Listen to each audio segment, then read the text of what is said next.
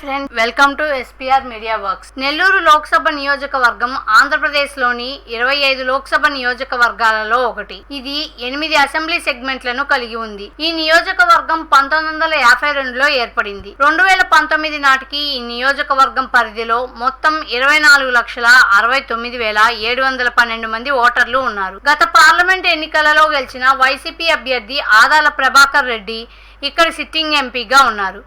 నెల్లూరు లోక్సభ నియోజకవర్గం విషయానికి వస్తే అసలు రాజకీయం అంటేనే నెల్లూరు అంటేనే రాజకీయం అన్నంతగా పరిస్థితి ఉంటుందంటే అతిశయోక్తి కాదు. ఆంధ్రప్రదేశ్ రాజకీయాలను ప్రస్తావించాల్సి వస్తే నెల్లూరు పేరు ఖచ్చితంగా గుర్తు చేసుకోవాల్సిందే. ఉమ్మడి ఏపీ అయినా నవ్యాంధ్ర అయినా నెల్లూరు రాజకీయం ప్రత్యేకం.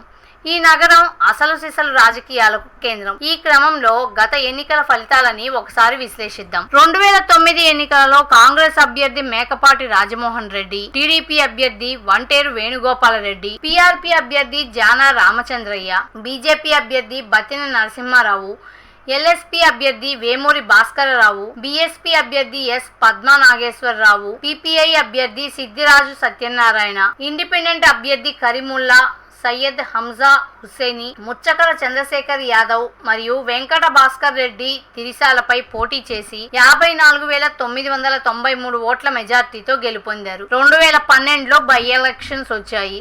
ఆ ఎన్నికలలో వైసీపీ అభ్యర్థి మేకపాటి రాజమోహన్ రెడ్డి, కాంగ్రెస్ అభ్యర్థి టి సుబ్బిరామిరెడ్డి, టీడీపీ అభ్యర్థి వంటేరు వేణుగోపాల్ రెడ్డి, సిపిఐ అభ్యర్థి చంద్ర రాజగోపాల్, ఇండిపెండెంట్ మేడా మల్లా రెడ్డిపై పోటీ చేసి 2,91,745 ఓట్ల మెజార్టీతో గెలుపొందారు. 2014 ఎన్నికలలో వైసీపీ అభ్యర్థి మేకపాటి రాజమోహన్ రెడ్డి, టీడీపీ అభ్యర్థి ఆదాల ప్రభాకర్ రెడ్డి, కాంగ్రెస్ అభ్యర్థి నారాయణ రెడ్డి వాకాటి, జేఎస్పీ అభ్యర్థి సయ్యద్ హనీఫ్ పై పోటీ చేసి 13,478 ఓట్ల మెజార్టీతో గెలుపొందారు. 2019 ఎన్నికలలో వైసీపీ అభ్యర్థి ఆదాల ప్రభాకర్ రెడ్డి, టీడీపీ అభ్యర్థి బీద మస్తాన్ రావు, సిపిఐ అభ్యర్థి చంద్ర రాజగోపాల్ మరియు బీజేపీ అభ్యర్థి సన్నపురెడ్డి సురేష్ రెడ్డిలపై పోటీ చేసి 12,513 ఓట్ల మెజార్టీతో గెలుపొందారు. 2024 ఎన్నికల్లో వైసీపీ అభ్యర్థి వి విజయసాయి రెడ్డి, టీడీపీ అభ్యర్థి వేమిరెడ్డి ప్రభాకర్ రెడ్డి మరియు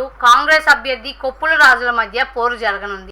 ప్రజాస్వామ్యం వర్ధిల్లాలన్నా, మన జీవితాలు తలరాతలు మారాలన్నా అది కేవలం ఒక్క ఓటుతోనే సాధ్యం. మనం వేసే ఓటు మన భవిష్యత్తును, రాబోయే తరాల మనుగడను నిర్ణయిస్తుంది. అంతేకాదు, మన ఓటుతోనే నవ సమాజం నిర్మితమవుతుంది, ఇంకా దేశ దిశ దశను మారుస్తుంది. ఓటు అనే 2 అక్షరాల పదం దేశ చరిత్రనే మార్చేస్తుంది. కేంద్ర ప్రభుత్వం జనవరి 25ను జాతీయ ఓటర్ల దినోత్సవంగా ప్రకటించింది. కుల, మత, ప్రాంత, లింగ, జాతి, భాష అనే భేదం లేకుండా దేశంలో నివసించే 18 సంవత్సరాలు నిండిన పౌరులు అందరికీ భారత రాజ్యాంగం ఆర్టికల్ 326 ద్వారా ఓటు హక్కును కల్పిస్తుంది. ప్రజాస్వామ్యాన్ని గౌరవించాల్సిన బాధ్యత ప్రతి పౌరుడిపై ఉంది. ప్రజాస్వామ్యానికి ఓటే పునాది. దేశ, రాష్ట్ర భవిష్యత్తును నిర్ణయించేది ఈ ఓటే. అలాంటి ఈ ఓటును డబ్బుకు, మద్యానికి అమ్ముకోకుండా భారత ప్రజాస్వామ్య పరిరక్షణ కోసం ప్రతి ఒక్కరూ